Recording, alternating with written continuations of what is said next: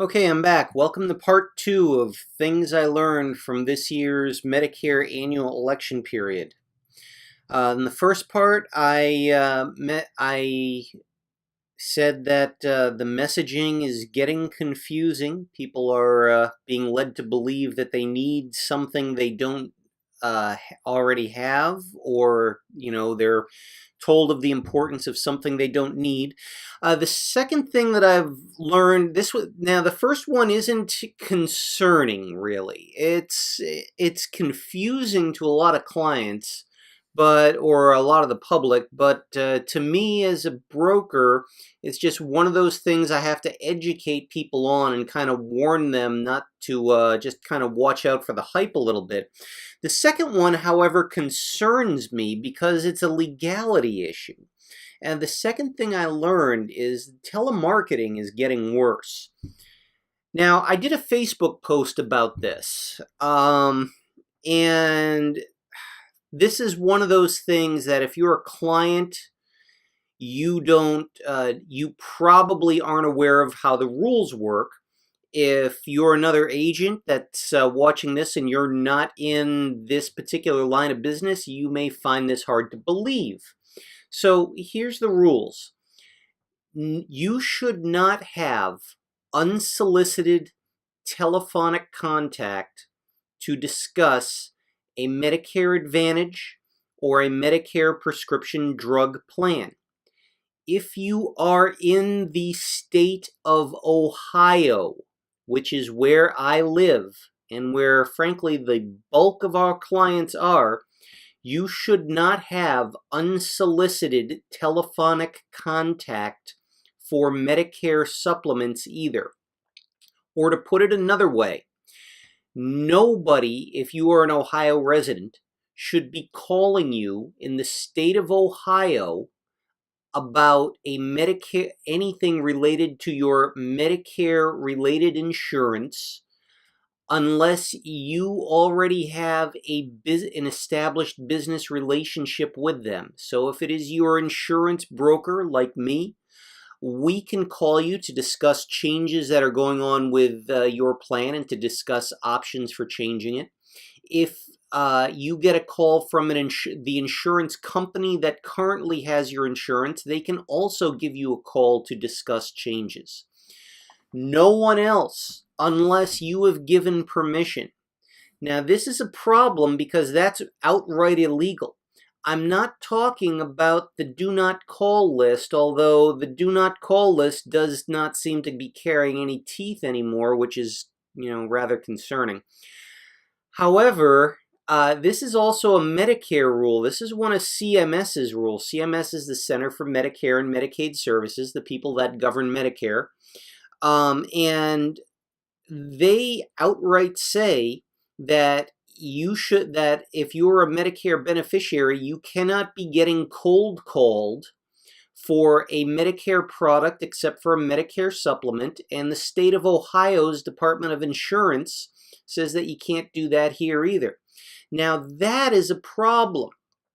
Now, I always hear, the rest of the year, I primarily meet people as they're going on to Medicare. If they're looking to make a change and under some circumstances, I can talk to them in the middle of the year about it.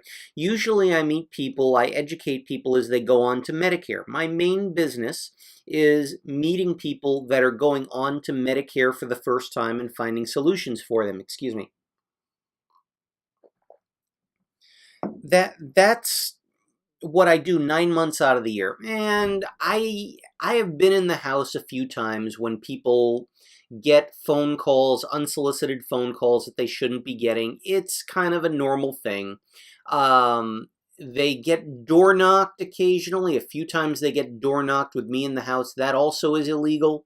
I don't see too many people doing that anymore, at least in the areas that I work, because I do tend to work in a fairly rural area, and generally people don't want to door knock in those areas.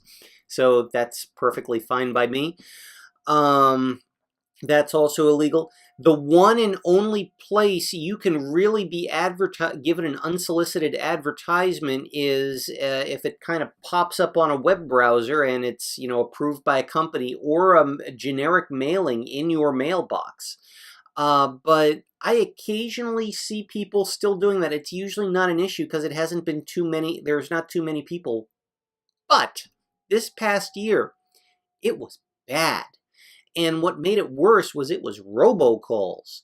Now, I don't understand the legality of robocalls, period, under any circumstance. But I know that the robocalling is what led, in a lot of cases, to the do not call list creation originally. And that seemed to cut the robocalls, down to almost nothing, but they seem to be coming back. But the number of people that have been bothered by telemarketing calls from people trying to offer them Medicare-related insurance during the annual election period this year was tremendous. I have never heard so many. I have been in the houses. I was in multiple houses this year where I ran into a lot of those calls, and it was almost heartbreaking the way some of these clients were dealing with it. And what's making this worse is usually you used to be able to just screen these out through caller ID.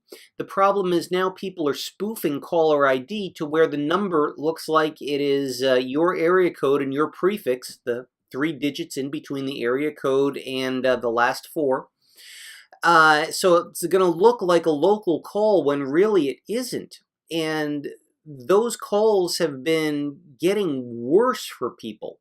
So that's something that really needs to be worked on. Now, I am actually a member of a professional organization, and I'm actually on one of their groups, one of their working groups on Medicare issues. I brought that up to them. There's only some agents, there's also some other people, some marketers, some other people on it. I mentioned it. They did not seem to have a whole lot of interest in it, and usually those are the guys who in our field would really want to do something about cracking down on legislation to stop these calls, and I was kind of alone in that, unfortunately. But that means that it's going to fall on you, the consumer, to start complaining to the FCC, the federal government, and CMS about the number of calls that you're getting, about the number of unsolicited marketing calls you've been getting for Medicare this past year. I mean, this really is a problem for some people. And if this is a problem for you, what you don't want to do is just say that this is something that this is just a normal part of life. It isn't. There's actually laws saying that this should not be happening, and these laws are being broken. And I don't usually use this as a platform for things like this, but I mean, really, this was something that I saw this year. This was problematic. This really was bad, and the only way that this is going to change, I tried it on my end. I didn't get anywhere. This is something that you're going to be going to people with, going to the government with, saying this is a problem, and eventually, if enough people do it, then this is something that can be addressed by CMS and the federal government. So problem number 2, telemarketing is getting worse, and until it is addressed, it is not going to get better. I assure you, there are legal ways that we can meet you. There are plenty of legal ways we can find you. You can come to us. You can ask us questions. We can get our name out to you. The law does allow us to market to you in certain ways, just not constantly robocalling you in your house in the middle of the night. So, yeah, don't worry about the insurance agent. There's ways to do it. Just means we have to change. Some of us already have. But yeah, this is a problem for you guys. So things I learned. Number 2, telemarketing is getting worse. Thank you for watching this video. Stay tuned for our next video in a couple of days. For the third thing that I learned this annual election period. Thank you.